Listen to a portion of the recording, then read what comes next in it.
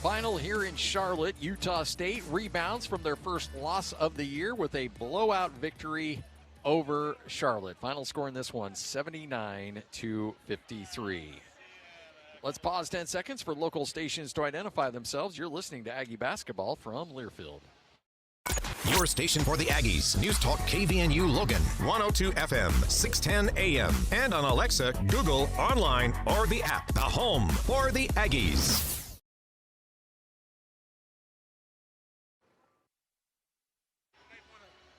79-53, the final in this one. Utah State gets the victory as the Aggies improve to 8-1 on the year. Utah State will now head on home to Logan, try to catch a flight out of Charlotte, and head back home to Salt Lake City and get ready for the game in the Delta Center coming up on Saturday. So the Aggies will have a couple days off, and much needed.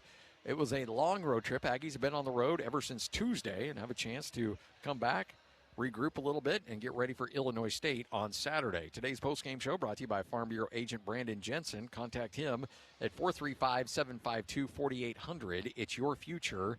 Time to protect it. All right, so with Utah State winning this game again 79-53, Aggies held Charlotte without a field goal for the final 4 minutes of the game. Utah State made their free throws. Great night from the free throw line for Utah State, finishing the night 16 of 19.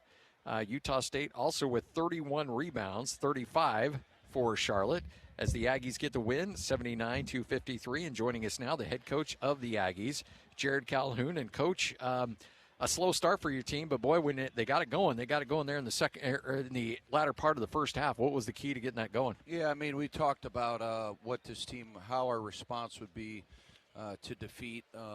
We got a standard in our program, right, from coaches and players, and there's a right and wrong way to do things. And we wanted to make sure after that South Florida loss that we really understood what the expectation is. We've got 10 guys that never have wore the uniform, and just hearing from some of the veteran guys, I don't think they understood what a loss meant, not only to us but our fan base, and it's unacceptable, right? And there's a standard. So when you get all these freshmen and all these new guys, the constant education on what our program's about, how we want to act and how we want to prepare has to be ingrained into your culture. And until you have adversity, you don't really know what you have, right? You asked me on the pregame. I didn't know, Scotty, to be honest with you. This is a new group. I wasn't trying to dodge the question because I think that is a good question. But obviously, Falslev don't like to lose. Yeah. We got Reggie Miller back with Carson Templin. I told the group in there now that we got Reggie back, and they got a kick out of that. But, no, very good response.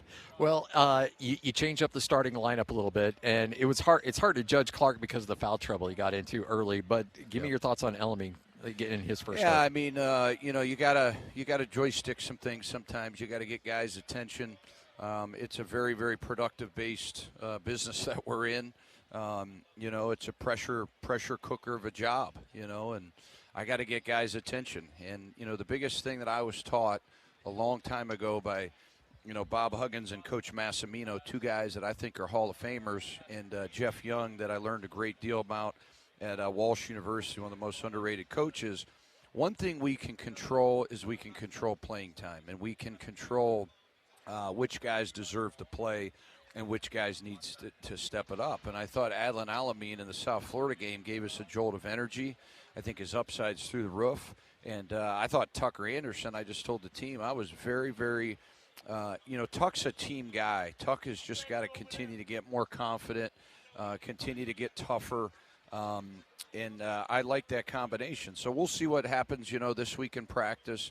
And move forward. But I like the way everybody responded to the changes. Yeah, I wanted to specifically shout out Tucker Anderson because he made the 2 threes, and those are great, but a lot of hustle plays, a lot of physicality. Yeah, he was on the glass. He tried to rebound. That's our biggest Achilles heel is right now is our three-point shooting. We probably botched 4 or 5 plays that we ran. We got to just, spend more time on our offense, to be honest with you, Scotty. We've really not done a ton. This week and next. We've got Saturday games, man. This is a chance to get better And massive game on Saturday. I think Illinois State, I think the world of their staff. Jason Slay, the assistant, was on my staff for years at Youngstown. Coach Peden, I know well. So they're going to be a quad too. And if you look at the Mountain West yesterday, massive day for the league. Oh, yeah. I think we have 7 teams inside the top 100 or close to the top 100. So the league is coming. Teams are getting better. And if you don't get better, you're not going to win games. So I think that needs to be the message to this group is we got to get better every single day. Coach, let's get home. Yeah, it's going to be a long trip back. Yeah. Let's get out of here. All Thanks, right. Scotty. There he is, Jerrod Calhoun, head coach of the Aggies. You were there, you watched the game, or you heard it all here on KVNU. So now it's your chance to give your thoughts and ask your questions about the action as KVNU Aggie Game Day continues with Aggie Call. The phone line is 435-753-KVNU. The text line is 435-554-1175. It's KVNU Aggie Call with J.D. Walker and Stockton Jukes. Well, the A is blue on a Sunday afternoon. Welcome to Aggie Call here on KVNU Aggie Game Day. Your chance to sound off and let us know what you saw as the Aggies taking down the Charlotte 49ers 79-53. J.D. Walker, Stockton Jukes with you here on a Sunday afternoon, and Jalen Moore joining us just in about 10 minutes here. But Stockton, first thoughts on what you saw after a very uninspiring performance against USF. It kind of feels like the first 4 minutes, my anxiety was through the roof. Like we were on pace in the first 4 minutes for the Aggies to score 20 points in this game. But Stockton, the Aggies woke up for the final, 35 minutes and some change of the game and put on a pretty good performance. What'd you see? Yeah, it was a good rebound from Thursday for sure. You got to love the defensive effort they put together kind of towards the end of that first half and really started to lock things down. Glad that they just don't have anything to sweat about really at the end of this game. Even some of the earlier wins like Montana State, Weber State, you had to sweat those out at the end. It was good to see them really just control the game throughout the entire second half. That's going to lower Calhoun's blood pressure a little bit, I would imagine. It's going to help his cardiovascular health. But overall, for Utah State, it's just it reaffirms the belief that they can control basketball games. I think they kind of forgot that over the last couple weeks and were too focused on some of the outside noise and not too focused on the product on the court. It seems like they've kind of refocused in a lot of ways. There's still some concerns about a couple different guys, and we'll get into that. There's some text coming in about some starting lineup stuff, and I'm sure people have some feelings about that. There were, a couple guys showed up today, a couple guys struggled today.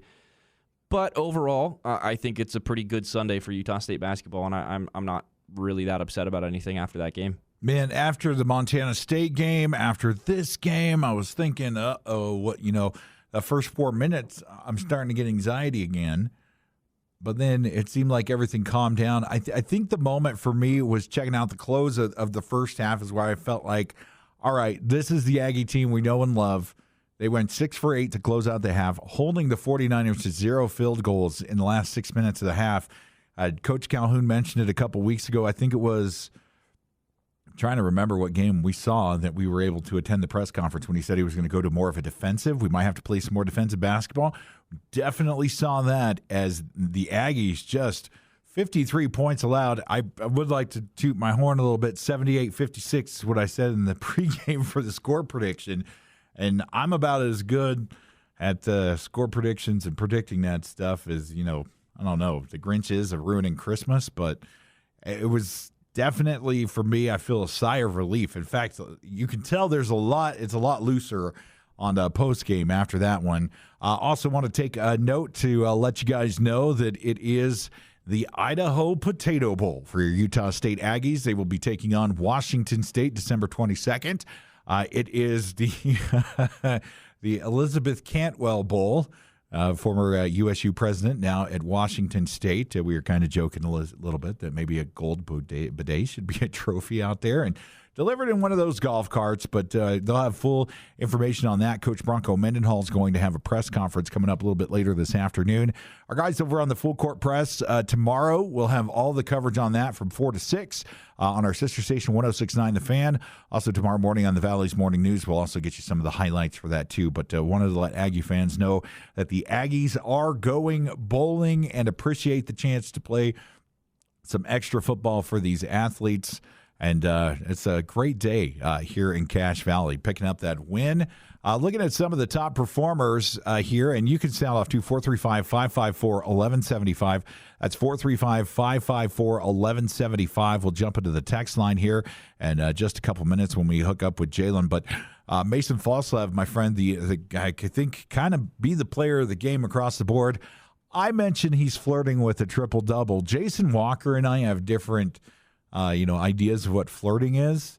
I think like if somebody winks at me, it might be flirting, but he had a solid game. 22 points, 5 rebounds, 6 assists, 4 steals, 1 turnover. His plus-minus was 22. MJ Collins, the only one higher than that for the night. What's your thoughts on the mayor in this game, Stockton? Yeah, he called it. He had a great game. And it's one of the things that we talked about right before the game started is he seemed fired up lately. And we saw that a little bit out of Mason last year, too, where the expectation for Falslev is high. He's one of those guys that's getting paid a lot, and he comes through on that paycheck quite often. It's hard to think of a game where he hasn't really come through on the talent that was promised and the talent that we're paying for. So, it's really good to see a guy like that get out there and get on his guys because, like I said in the pregame, it's one thing to have Calhoun kind of get on you in the postgame and bark at you and call you out for performances. You expect that from a coach to some degree.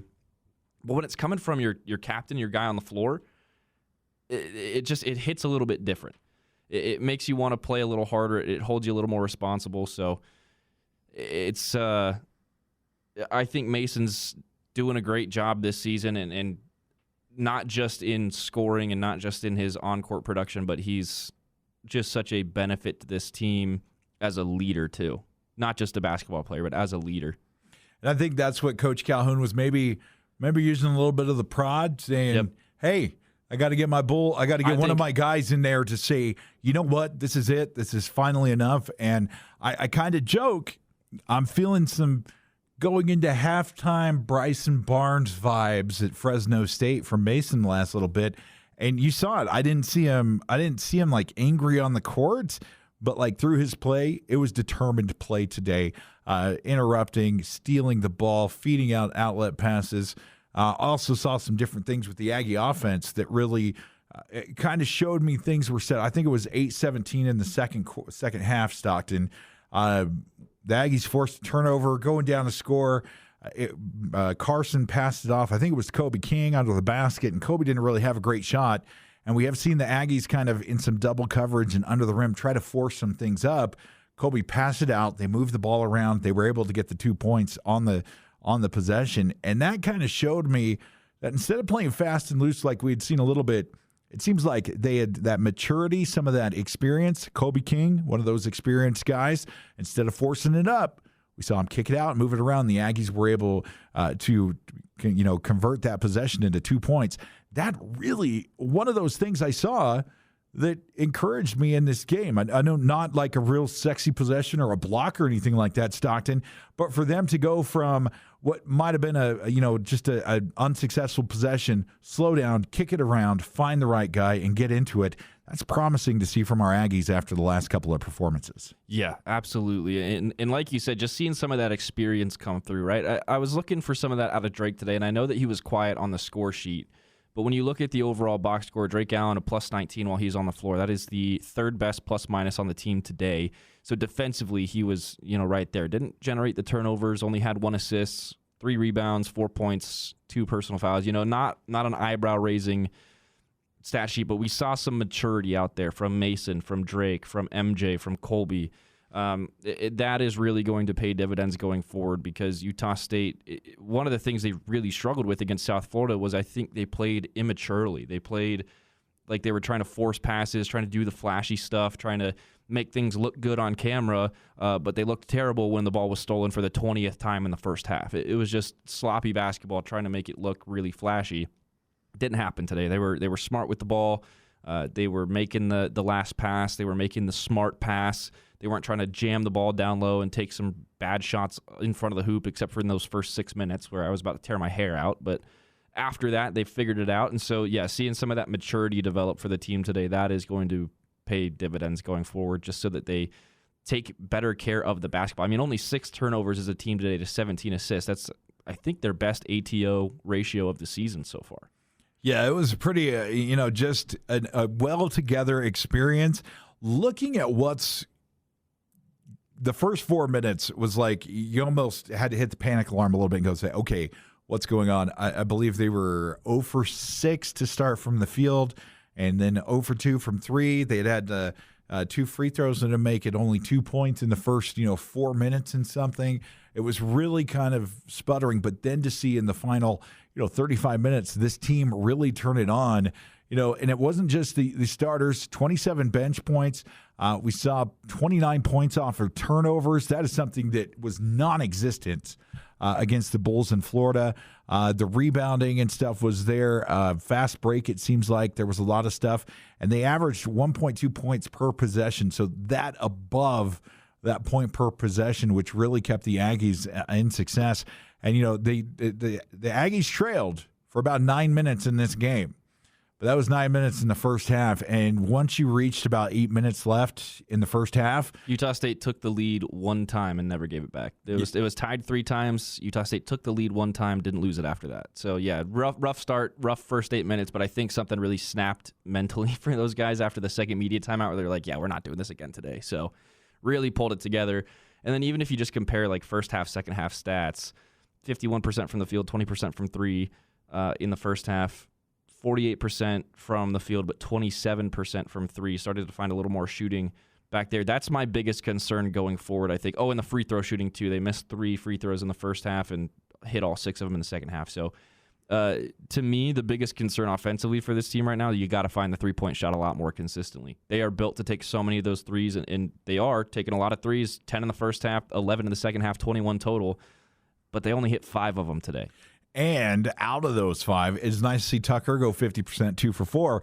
But you got the deep shooting Steph Curry, threat. Carson Templin hitting 2 for 3. Yep. Carson and Tucker hit 2 threes each. Colby hit 1. No one else hit a 3 today, which is not good. I mean, you had MJ take 3 threes in the first half and then just wouldn't shoot threes in the second half because he knew he wasn't going to hit them. But then he was taking those 2-pointers and going to the rim, ended up with which I think that's where I'm concerned with the offense is you really need to, I think at this point, either drill in on the 3-point shot. If you're going to keep taking that volume of threes, you really need to hone in on consistent threes in practice, or start shifting the game plan a little bit to get down low, because Utah State, I think, is a little bit better at getting to the glass offensively than we realized. Are they sloppy sometimes? Yes. Do they need to learn how to self-foul sometimes and take contact better? Absolutely, because they throw the ball around the rim a lot and miss some of those close chances. But we saw, especially in that second half, MJ can get to the glass, Mason can get to the glass. So you really got to sort out where you want the majority of your scoring to come from and then lock into it. But if you can figure out both sides there, if you can play inside and outside, if you can hit maybe a couple more threes per game, we're looking at somewhere between 30 and 40% from 3 during a game and consistent scoring down low from your guards. That's a tough offense to beat. So there's just a couple things you got to tweak and a couple things you got to lock in on to take this offense from pretty good to really great. 435-554-1175. That's 435-554-1175. If you want to hit the text line here on KVNU, we're going to go ahead and take our first break. And when we come back, we'll talk to Jalen Moore and run through your text line. Also, we got Coach Calhoun coming up. Jason Walker happened to ask Coach Calhoun which might be the second best catch of the year by a Utah State coach. Or maybe the first. I'm not quite sure, because we had Bronco in that game, but that was kind of a one-handed, Olay. Coach Calhoun was able to catch that pass from, I think, was it Drake off of Kobe's he caught it. He caught it and then immediately pointed to the guy to his left, because there was a blue shirt on the court just off the left of Calhoun, but Calhoun in his all blue, he looked like a player, I guess, out of the peripheral. So. It was Perryman that hit him on that one. So we'll hear from that. Jason Walker asked him about that pass. So that's still to come here on KVNU Aggie Call. Still plenty of time for you to get in. 435-753-5868.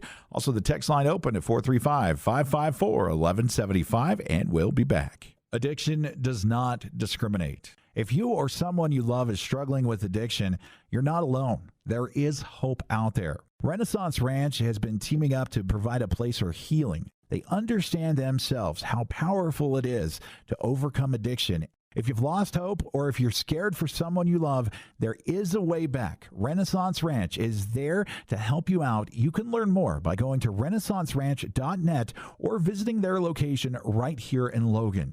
At Mountain Valley Heating and Air Conditioning, now's the time to feel the love and the savings. With current tax credits and government rebates, save up to 40 and 50% on new heating and cooling systems. From residential tune-ups to commercial HVAC projects, Mountain Valley has you covered. Rebates and credits end at the end of this year. Take advantage today. Go to mtnvalleyhvac.com and start saving while you feel the love.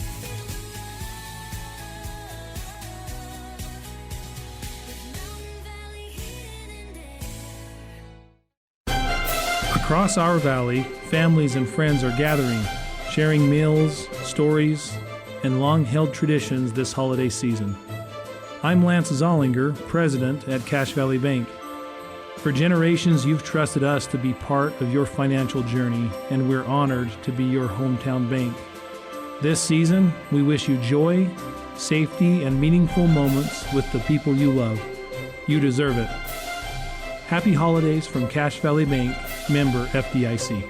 The chips and drinks are endless. The burrito is huge for only $7.95. It's got to be Cafe Sabor, Cache Valley's best Mexican restaurant and gold medal winner in the Best of Northern Utah contest. Experience Locals Day every Thursday with a huge burrito, endless chips and soda, only $7.95. Finding any lunch under $10 is nearly impossible. Every Thursday, drinks, chips, and a massive burrito. You pay just $7.95. The food, the fun at Cafe Sabor in the historic train station on 6th West and Center in Logan. Who do you turn to if you want to change out your wood or pellet stove? Advanced Fireplace and Stove. They were voted the gold medalist for Best of Northern Utah for the 5th year in a row in the fireplace retrofit category. Be ready when the government's next wood and pellet replacement incentives pop up. Advanced Fireplace can help you navigate the paperwork. For more information, call Advanced Fireplace and Stove, 752-7272. Online at advancedfireplaceandstove.com.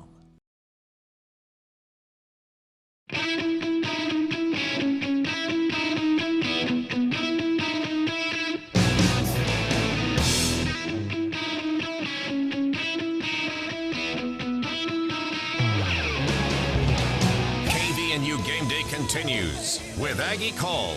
Your chance to talk about today's game. Call 435-753-KVNU or text 435-554-1175. Back here on Aggie Call on a beautiful Sunday afternoon in Cache Valley. Sit about 43 degrees, overcast skies with a hint of blue from Old Main as the Aggies take care of business against the Charlotte 49ers in very handily fashion, 79-53.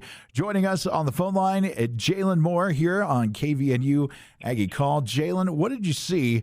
And first, actually, I guess I should ask you this question. The first 4 minutes of the game, did you have any heart palpitations like I did? Or am I just the one on the front of this roller coaster just riding with the ups and downs of this team minute by minute? Or did you have faith that they were going to put it all together?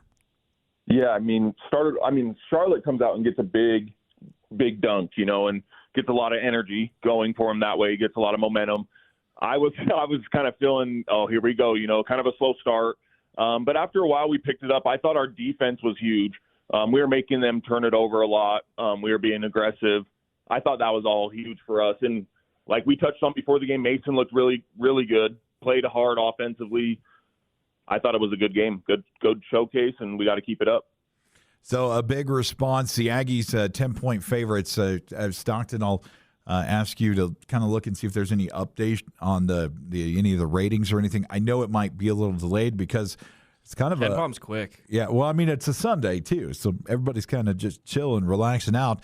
We've got some texts. Oh, yeah, we did. We jumped up. We're in the top 40 again. We're 39 now. 39. So jumped up 3 spots. Yeah. But, kind of expecting that because they were ranked like 170th or something like that, so had to respond. But do you think, like, on a scale of 10, Jalen, 10 being the best response, how do you feel like this team responded to Coach Calhoun, his comments in the media, and then his comments in private to the team? How do you feel like they responded on a scale of 1 to 10? 10 for sure. I don't see how you'd choose any other number. They came out, they played hard, brought energy the whole game. I mean, we started slow, to be expected. They were kind of making adjustments, all that kind of stuff. But he did shake up the lineup somewhat, what we kind of thought he would. They came out, played hard. We had some length out there. We had some athleticism. We were playing with way more energy, way more effort. I saw guys that cared like they wanted to get 50-50 basketballs. Carson came off the bench and gave us a big spark. Drake played better. Obviously, Mason and MJ looked really good. I thought the guys responded well, and that's why I'd have to give them a 10 because they know they've heard all the noise. They've seen all the stuff online. Coach Calhoun's heard it. The players have heard it. And they just stayed true to who they are. They came out, they played hard, made some adjustments, which we thought they would, and they looked good again. Talking to Jalen Moore here on KVNU Aggie Game Day. If you would like to get a question in and ask maybe something you're seeing from this year's team or about the performance today, you can go ahead and hit us up, 435-554-1175. That's 435-554-1175. Up first, Jalen, I'm going to let you handle this one because me and Stockton can bloviate about, who should sit or start and all that stuff. But you kind of see it from a different perspective. So this from 7254. I think Drake needs to get benched, and we start Elijah so Drake wakes up and actually has a desire to play basketball like what we saw with Carson today. This coming from 7254. Jalen, thoughts on that statement? Yeah, I mean, I don't know. I kind of like the adjustments that Coach made today. I thought it looked good.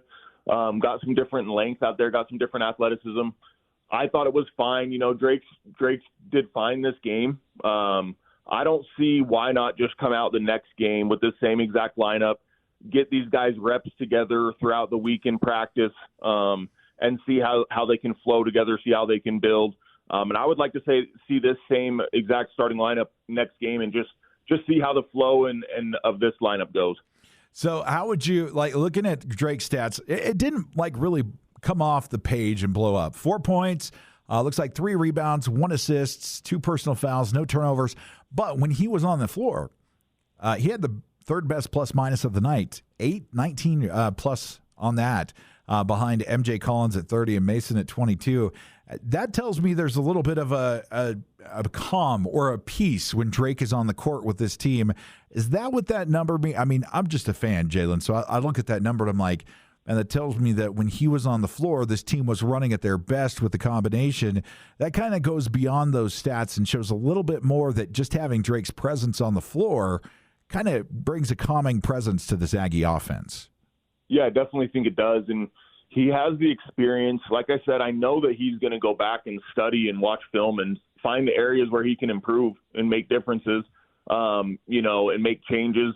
I thought that's what he did. He looked better. He looked back to himself.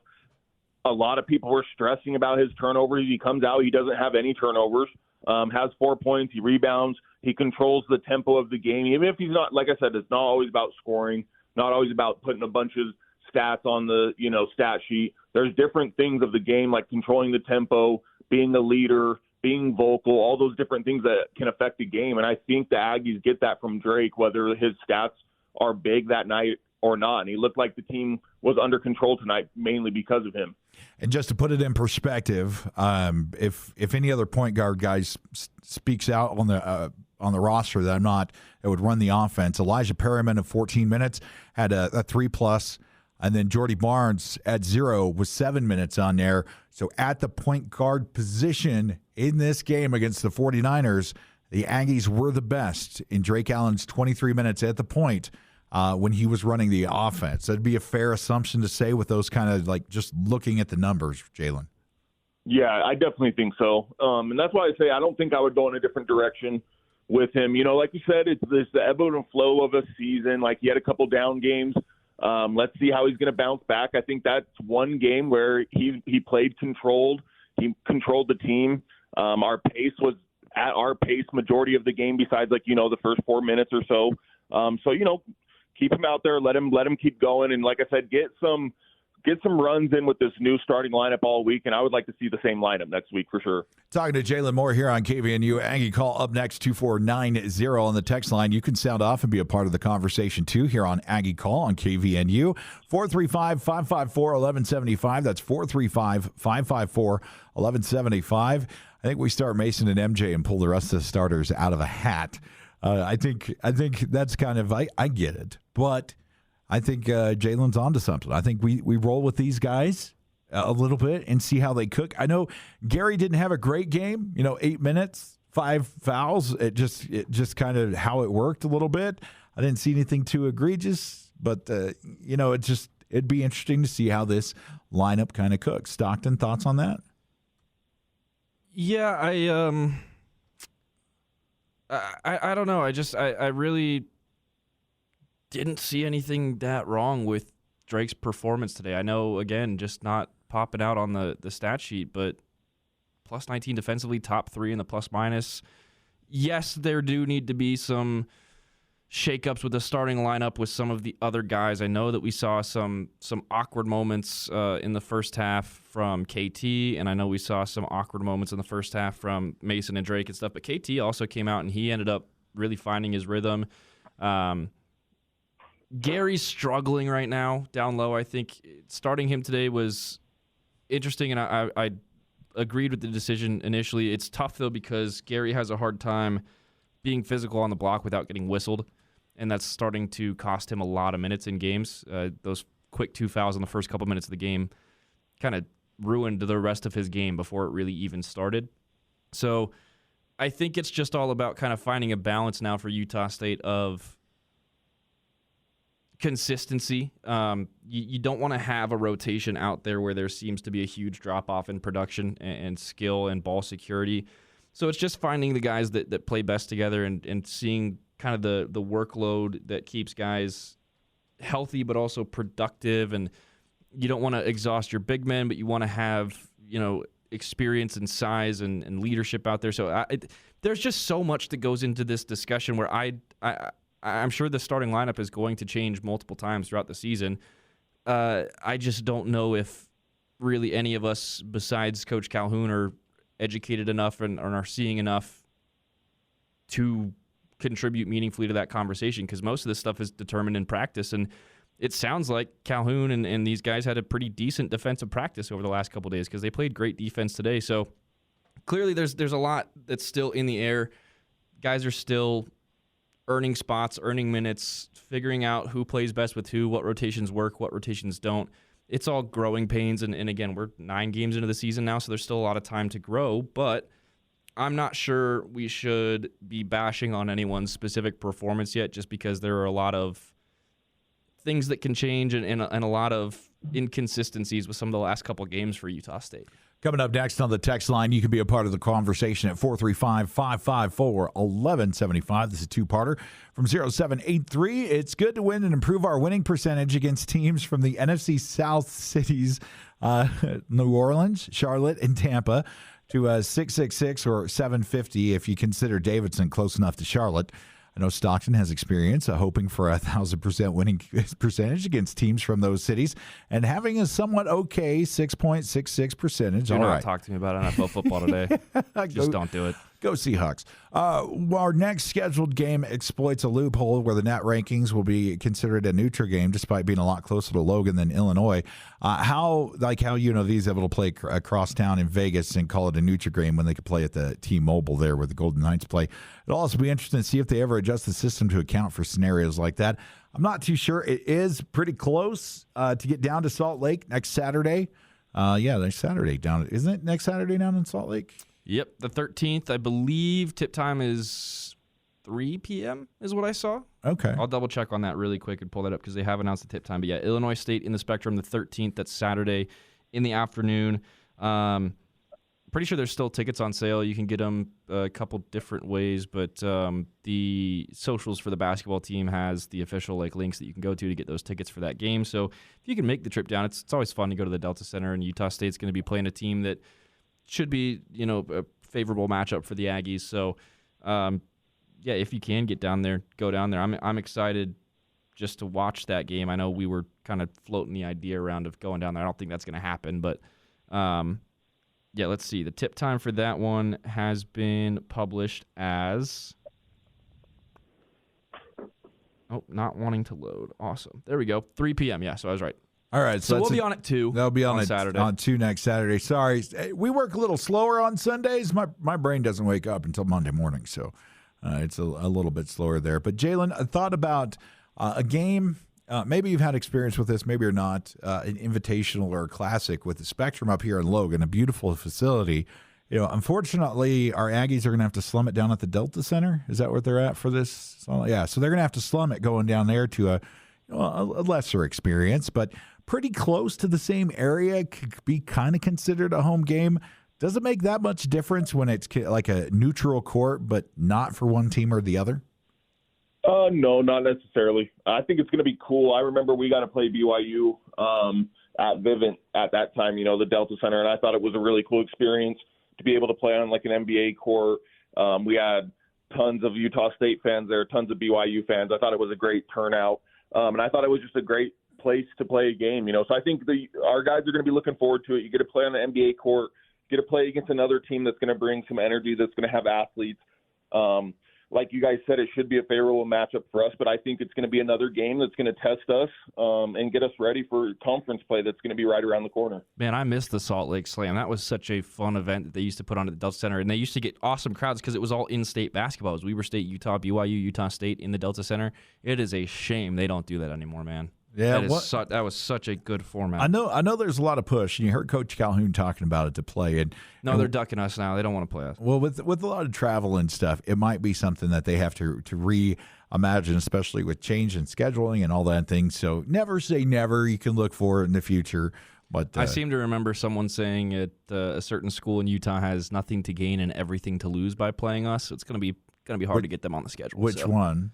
BYU? No, it starts with the U. It's red. Oh, they have to split their resources between here in Utah and University of Utah Boise Extension. I cannot wait until Boise State comes to play at the Spectrum, Jalen, because of the fact that those gifts from Big Noon are never going to die. Yeah, those guys went down to see Dave Portnoy and put on a bunch of Utes gear for the Boise State basketball team, and then Coach Leon Rice had a meltdown over it. So I'm holding on to that for the Boise State conference play. Up next on the text line, 5338, I see that Coach Calhoun took my advice replacing KT in the starting lineup. No charge for that. Hey, thanks for free advice. That's sometimes the best advice, or could be the worst advice. Coming up next, 9767. Still time for you to get in. We got Coach Calhoun and the mayor going to be hearing their post-game thoughts after the win over Charlotte. This one from 39764. I love the effort today. The effort in the first half against South Florida was unacceptable for an Aggie team. Tonight was night and day difference in the terms of effort. Excited to see what Templin have a great game. Really liking what I'm seeing from Adlin as well. Jalen, I'll go ahead and ask you about this thought from 9764. Yeah, I like it. I agree. I thought their energy and effort was totally different. Like we said, little slow start the first 4 minutes. Different starting lineup, obviously going to take a little bit of time to adjust, but I thought they figured it out. I really like Elamine. I think he comes with energy and he plays hard. He can stretch the floor. He's athletic. He's lanky. I think he makes a difference. I really do like in the minutes he plays. I think he's disruptive defensively. I thought Mason was disruptive. Thought MJ's swag and confidence was back. And I really did like the energy that Carson gave us off the bench. Hit 2 threes. I thought it was a great performance from our Aggies, something that we needed to see as fans. Probably the coaching staff being super satisfied, and now they have something that they can, continue to build off and watch some film and see all the things they did well, and continue to build off of that. And Jalen, that's our final text here. Or wait, you had something to say? I wanted to push in something here because I know we've talked about kind of a slow start for the first 6 to 8 minutes for this team. But one of the things I picked up on early, and this is the thing that I'm most pleased about, I think, for this game is the defensive effort. They didn't really have a struggle at the beginning. They were pushed out and they were physical defensively from the get-go. They had a hard time scoring. They were taking some bad shots down low and passing into double teams on the block and stuff. But defensively, Jalen, I felt like they were pretty physical and pretty present from the jump. Is that something that you saw as well, or am I a little off there? No, I thought so too. And that also, like you said, could translate to that change in the starting lineup. Just getting some new guys out there. Clark wasn't able to play a lot, foul trouble. But the thing is, I don't see him having another game that's like that. I think we win and he didn't play a lot. And I think he's going to play better most games. So I think, like we've touched on, let's do the same lineup again next Saturday. Let's bring the pressure. Let's bring the energy defensively. And I think once we get in transition, we start scoring offensively. And I just think our defense really does fuel our team a lot. We get a lot of switches. We get a lot of, steals. We get in passing lanes. I agree with you. I thought we looked good defensively from the jump all the way through the final horn today, I should say. And that's going to wrap it up for you, Jalen Moore. Tell us where we can find you for the best prep training here in Cache Valley. Yeah, Next Level Basketball 435@gmail.com is our email. That would be the best way to contact me directly. Or you can visit our website that'll kind of have everything that we do on there, from training, travel teams, AAU, all that kind of different stuff. And our website is nextlevel435.com. That website will also have any contact information on there. So that was nextlevel435.com. All right, Jalen, you have a good week, my friend. We'll talk to you on Saturday. Yep, sounds great. I appreciate you guys. Jalen Moore joins us on every pregame for Aggie Hoops and postgame for Aggie Call here on KVNU. We're going to go ahead and take a break real quick, come back with Coach Calhoun and Mason Falslev. So it's still time to get your final comments in, 435-554-1175 here on Aggie Call. Ski season is coming, which means Season Ski Rentals. This is Mark at the Sportsman, where we have over 20 years of season ski rental experience. We rent to kids and adults. Come in to get season ski rentals for your entire family. We like to wait a little later in the fall because there is a chance your kids might grow out of their boots by the time ski season actually rolls around. You will get the right gear for your kids to ski this year at the Sportsman on Main Street in downtown Logan, with tons of parking in the back. Looking for comfort and convenience in Logan? Stay at the Bomb Motel for just $79 when you mention Aggie 79. Just minutes from USU. Perfect for football games, commencements, campus events, and more. Enjoy your stay without the hassle. Your sure stay Bomb Motel offers cozy beds, free continental breakfasts, and a seasonal outdoor pool. True comfort and value. $79 rooms with Aggie 79. The Bomb Motel. Call 435-752-5220. That's 752-5220 today. Old McDarrell has a farm and appliance farm with down-home country prices and big city selection. E-I-E-I-O. When you're looking for a friendly spot to drive a little and save a lot, hey, Old McDarrell has a farm, an appliance farm. Darrell's Appliance. No overhead, but lots of country charm. See Darrell's Appliance in beautiful downtown Benson.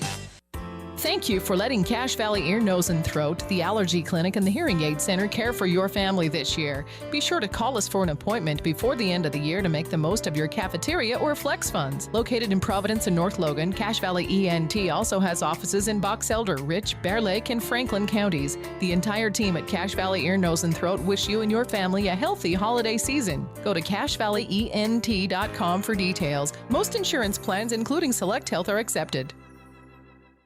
It's back. Jerrick's Fine Jewelry in Logan is having our annual Pick a Pearl event. If you've attended this in the past, you know how much fun we have. And if you haven't come before, you don't want to miss this exciting event. Still, only $10. Pick your oyster, open it that day, or save it for that stocking stuffer surprise. Mark your calendar, Friday and Saturday, December 12th and 13th. Pick a Pearl at Jerrick's Fine Jewelry. Look for the bright green cars. Jerrick's Fine Jewelry. Make it special. Make it Jerrick's.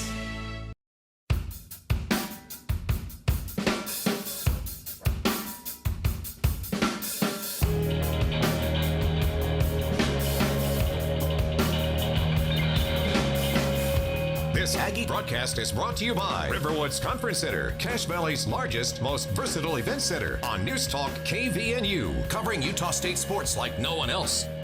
Welcome back to KVNU Aggie Call. Just after 2:45, sitting at 43 degrees on a beautiful Sunday with a little bit of a overcast skies and some hints of a blue A out there on top of Old Main as the Aggies handle business out there in Charlotte. Right now, we're going to hear from Coach Calhoun, his post-game comments here on KVNU Aggie Call. What did you feel about the team's, effort and just overall execution coming off of a loss and needing to get a bounce-back win here?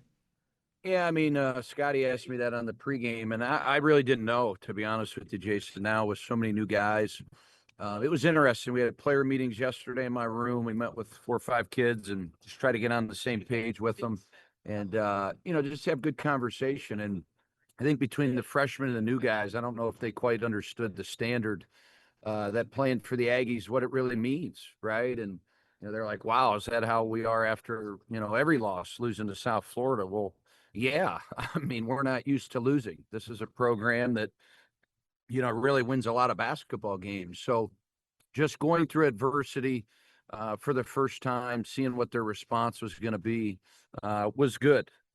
We couldn't make a shot in the first 7-8 minutes.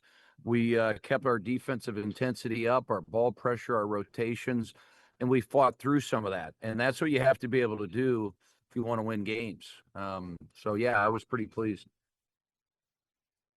You kind of mix up this is Sean from the Herald Journal. You kind of mix up the starting lineup a little bit, Coach, and then Gary gets a couple of quick fouls. So you kind of have to really use a lot of guys early on. Yeah, Gary has really struggled. He struggled tonight, really, really struggled South Florida, struggled Montana State.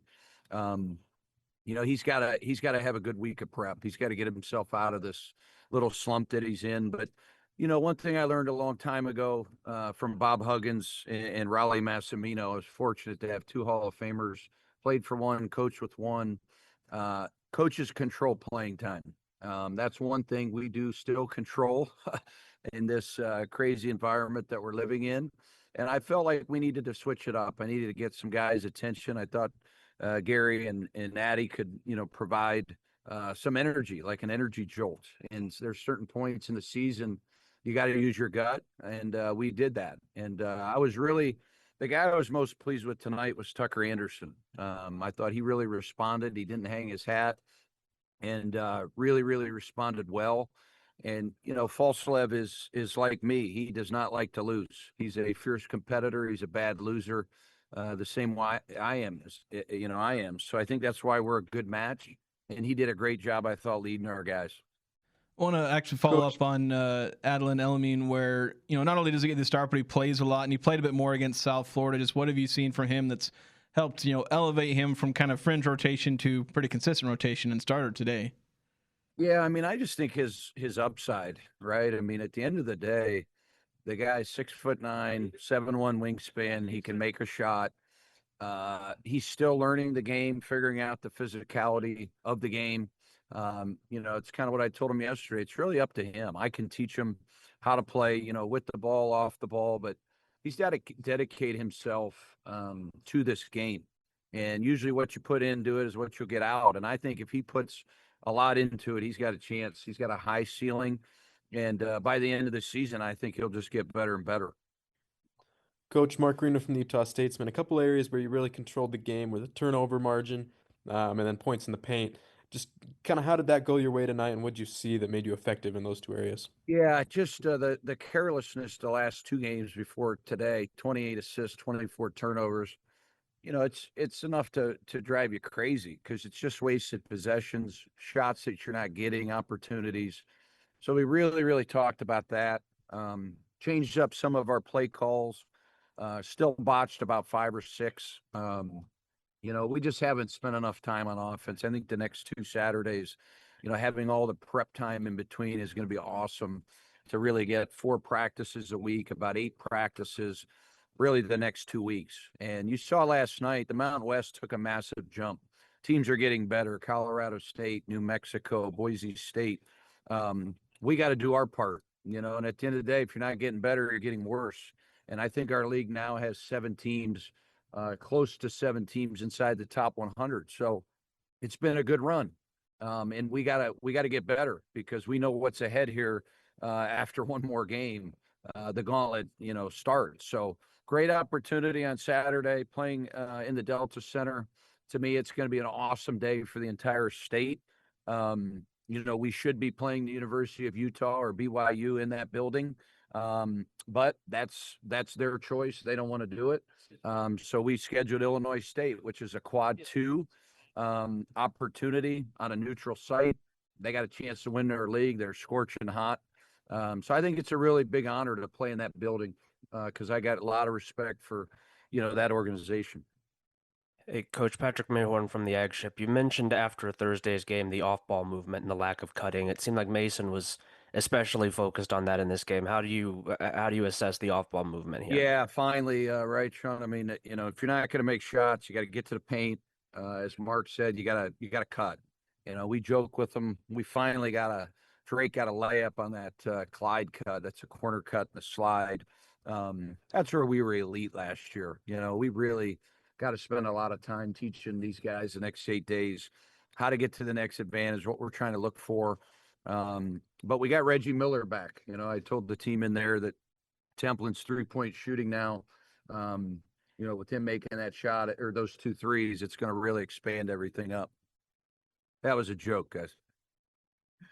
I'll ask one question, maybe frivolous. Elijah had a pretty nice pass to you in the corner there. I always tell the guys that I can outshoot them, and typically I do. I wanted to take that ball and shoot it, but I don't know how the crowd would have reacted. Yeah, that was interesting. I think that might have been the first time ever I've got a pass rifled to me on the sideline. Coach Calhoun's post-game thoughts here on KVNU Aggie Call. And what'd you hear there, Mr. Stockton, from Coach Calhoun? A little bit different than less last angry. week's. Yeah, not as loud. Very much. Yeah, he again, I think that we've kind of settled the debate now of was Calhoun being too hard on his players? No. He was doing what he was supposed to do. That is a coach that knows his guys. He got the response that he wanted out of them. I'm sure practice is going to be a little easier this coming week in preparation for Illinois State. But overall, it sounded like even in his pregame press conference, he knew what the issues were from the South Florida game. He went and addressed them, and it sounds like he's pleased with how they responded. So, and now here on KVNU Aggie Call, going to hear some postgame comments from Mason Falslev and be back to wrap things up after this. Hey, Mason, this is Jason Walker with Cache Valley Daily. I just want to ask about what this was like for the team, coming off of a difficult loss. Just how important was it for you guys to come out and get a big win here? We were talking with the team before, and we knew that this was going to be, a game where we set the tone for the rest of our season. How are we going to respond when we have some adversity? So, I'm proud of a lot of the guys. So it was a good win, and it felt good to play some defense and get some layups. Seemed like you said it's a good team win, Mason. This is Sean. Seemed like a lot of different guys did contribute, yourself included, but a lot of different guys didn't. How was it just getting everybody involved tonight? It was awesome. I think in the past 3 games, we haven't been as good as we should. Haven't shared the ball like we should. I think a little bit of, not selfishness, but just kind of trying to do it on your own. And, we talked about it as a team, and we know that we can't do this alone. So it's going to be 15 strong, and that's how we're going to win games going forward. Mason, Mark Greenwood from the Utah Statesman. You kind of talked about the defensive effort, just 53 points allowed, 35% shooting, a couple of long stretches where you didn't allow field goals. Just what was that like defensively to have a performance like that, and how does that kind of give you momentum moving forward? It just builds confidence. It felt good, and coming off the last game, I think we struggled and we kind of second-guessed ourselves, so it was good, a little constant confidence booster for us. Mason, just talk about that opening sequence for you guys, just the first, 10-ish minutes where it was a bit of a slow start on offense. What did you guys do to kind of overcome that and end up shooting really well on offense? I remember we had that, I think it was second media, and we were struggling to score, and and we were just talking as a group, it's got to be our defense, So we picked it up on defense, turned them over a couple of times, and it led to just easy buckets. So I think that's one of our strengths as a team is being able to pressure guys and force turnovers and go the other way. And what things have you guys tried to do the last few games where rebounding has been a bit of a struggle at times? This game presented a big challenge. Just what was it that you guys did to overcome some of those struggles you've had in this one? I feel like every ball somehow bounces to the other team. I can't even lie. Like, we're out there boxing out. We're trying as hard as we can. And I feel like it just bounces them a majority of the time. But, we got to do our part. We got to box out. We got to be physical, and we got to want it more. And I think it will start to fall our way. Mason Falslev giving post-game comments on Aggie Call after a big win there in Charlotte. As we're wrapping things up here on KVNU Aggie Call, of course, Mason going for 22 points out there, 7 of 12. Stockton, some final thoughts here on Aggie Call as we're getting ready to wrap it up? Yeah, good win for the Aggies. Looked good. Excited to see what they got on Saturday. I've just got to get through this week and get to basketball, and I'll be in a lot better mood on Saturday. But yeah, a big win as the Aggies handle it 79-53. And that's going to wrap it up for us on this Sunday. A beautiful blue A out there under overcast skies and 43 degrees. We're going to go ahead and wrap it up and turn you back to regular programming. But thanks for hanging out with us here on Aggie Call. Until next time, for Stockton Jukes, I'm J.D. Walker. Go Aggies.